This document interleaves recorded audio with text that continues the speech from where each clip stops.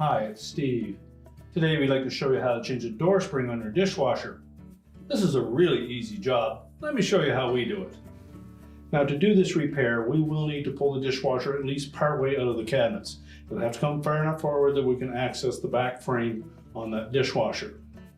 In most cases, your drain hose and your inlet water line will be long enough that you should not need to disconnect them. However, you will need to disconnect the power since you will be working near some electrical circuits. So that's the first thing we'll do is to disconnect the power, either locate the electrical panel and turn off the appropriate breaker or remove the appropriate fuse.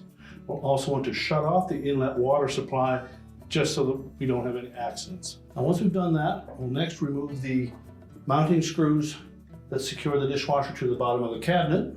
Then we'll pull that dishwasher far enough forward that we can access the part. Now with the dishwasher pulled out of the cabinets just far enough that we can access that rear spring, we're simply going to stretch the spring enough that we can unhook it at the back. You'll note that there are typically a couple holes in the frame at the back. Just take note of which one that you removed it from. Slide the old spring off of the cable. Make sure that we tuck that cable into that little raceway. And then reconnect it at the back.